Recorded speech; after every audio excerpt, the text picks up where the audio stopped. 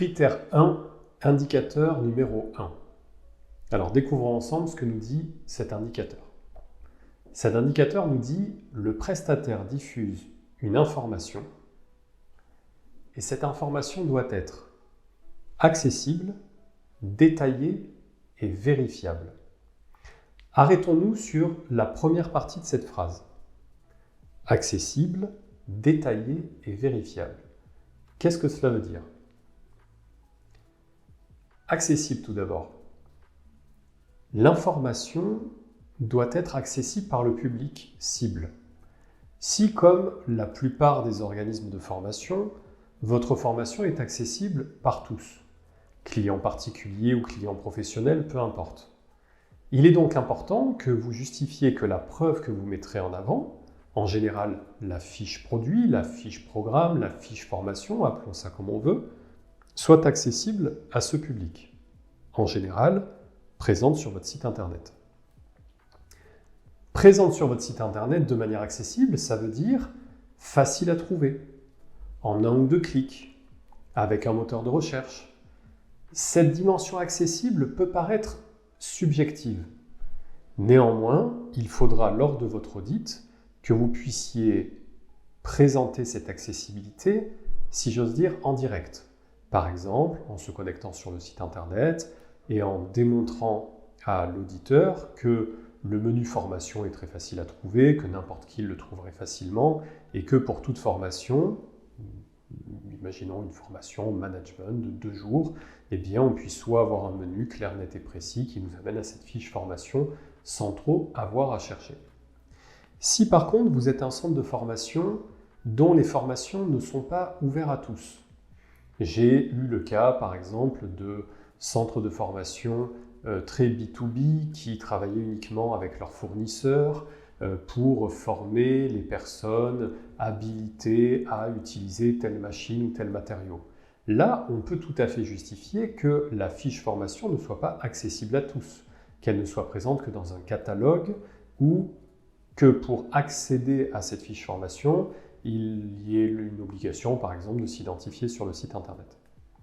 Donc, première partie de la phrase, l'accessibilité de l'information. Deuxième partie de la phrase, on veut que les informations soient détaillées. Alors on va y revenir dans une petite minute. Et on veut également que les informations soient vérifiables. Si vous mettez en avant un pourcentage de réussite, un pourcentage de satisfaction, une durée, des tarifs, peu importe les informations que vous mettez en avant, non seulement elles doivent être vraies, mais elles doivent être vérifiables. On va y revenir également. La deuxième partie de la phrase est la suivante. Les prérequis, les objectifs, la durée, les modalités, les délais d'accès, les tarifs au pluriel, les contacts, méthodes, modalités d'évaluation et accessibilité aux personnes handicapées. Cet indicateur met donc en avant pas moins de 10 informations qui sont obligatoires. C'est un élément important que l'on va mettre en perspective avec la méthode EST, de l'exhaustivité, la systématicité et la traçabilité.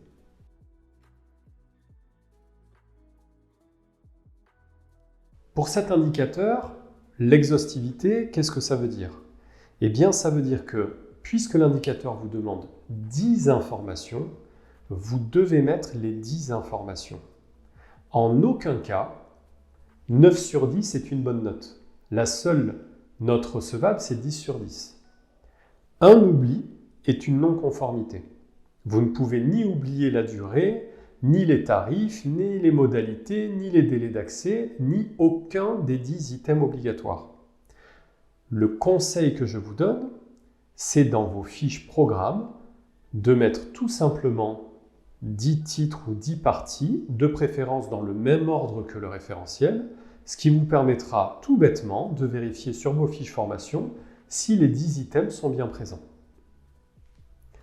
Un autre conseil qui fait partie des non-conformités que j'ai souvent constatées. Si votre formation n'a pas de prérequis, vous devez écrire prérequis : pas de prérequis. Et non pas enlever la partie prérequis estimant qu'elle n'est pas nécessaire puisqu'il n'y a pas de prérequis. S'il n'y a pas de prérequis, on écrit prérequis, pas de prérequis. Sans quoi, on ne peut pas savoir s'il s'agit d'un oubli ou d'une absence de prérequis nécessaire. Donc voilà, sur l'indicateur 1, la préconisation répondant au E de la méthode EST, l'exhaustivité. Vous devez respecter chacune des 10 obligations de l'indicateur.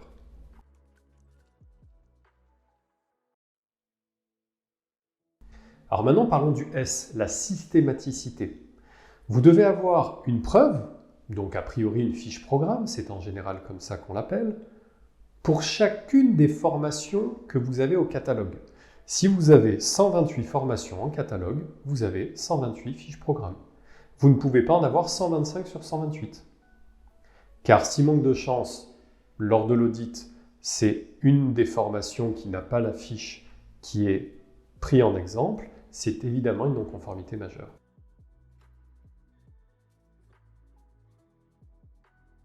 Et sur cette dimension de traçabilité, on en revient également à la dimension vérifiable. Si vous mettez un délai d'accès, par exemple, de 48 heures, attention, ce délai est très court, il va falloir pouvoir prouver qu'on est en capacité de respecter ce délai. Si vous mettez un pourcentage de satisfaction, il va falloir pouvoir montrer l'échantillon, le dater et pouvoir justifier de ce qu'on a mis en avant. Par exemple, 96% de stagiaires satisfaits. Pourquoi pas? La bonne pratique serait 96% de stagiaires satisfaits sur la base de 328 stagiaires sur la période du 1er janvier au 1er juin 2022, par exemple. Lorsque vous mettez en avant des chiffres, ils doivent être justifiables.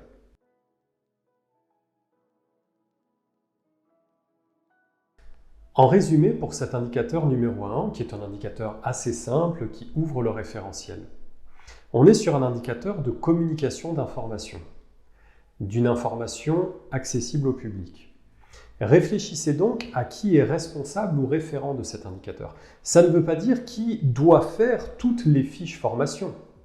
Le contenu peut être rédigé par différentes personnes chez vous, que ce soit des formateurs, des responsables pédagogiques ou autres. Mais qui est responsable de valider que le template initial contenant les 10 obligations Calliope a bien été respecté? Veillez donc à la systématicité de cette tâche et veillez donc à la traçabilité de cette tâche. Sur les différents items, pensez bien aux spécificités que sont les tarifs au pluriel, comme je le disais au début. Vous devez donc informer le public de vos tarifs doivent être transparents. Ne me dites pas c'est compliqué, ça dépend des situations. Vous avez le droit de mettre en avant plusieurs tarifs, avec ou sans prise en charge, des tarifs spécifiques pour des demandeurs d'emploi par exemple. Libre à vous d'avoir plusieurs tarifs, mais ces tarifs doivent être transparents. Attention à 2 items qui sont les sources les plus fréquentes de non-conformité, les modalités et délais d'accès, et l'accessibilité aux personnes handicapées. Sur les délais d'accès, vous devez entendre combien de temps ai-je besoin pour accepter un stagiaire en formation. Très souvent, on me répond « pas de problème, on peut m'appeler du jour au lendemain ». C'est évidemment faux. S'il y a une prise en charge, vous n'aurez pas le temps d'avoir l'accord de prise en charge. Méfiez-vous donc des délais d'accès mis en avant trop courts. Vous pouvez avoir aussi, sur la même logique que les tarifs, des délais d'accès différents avec ou sans prise en charge. Peut-être êtes-vous en capacité d'accepter une inscription 48 heures à l'avance pour quelqu'un qui paye sa formation. Et peut-être par contre avez-vous besoin de 3 à 4 semaines de délai pour accepter une prise en charge demandée par un stagiaire qui par exemple souhaiterait un paiement par subrogation. Enfin, l'accessibilité aux personnes handicapées, attention à ne pas la réduire aux personnes à mobilité réduite. Voilà donc pour cet indicateur 1, un indicateur à la fois assez simple, mais portant sur ce que j'appelle une phrase à virgule. Début de la phrase, on nous parle d'informations détaillées, vérifiables, accessibles. Et deuxième partie de la phrase, on nous parle de 10 items comprenant l'indicateur veillez bien à respecter l'entièreté de ces informations.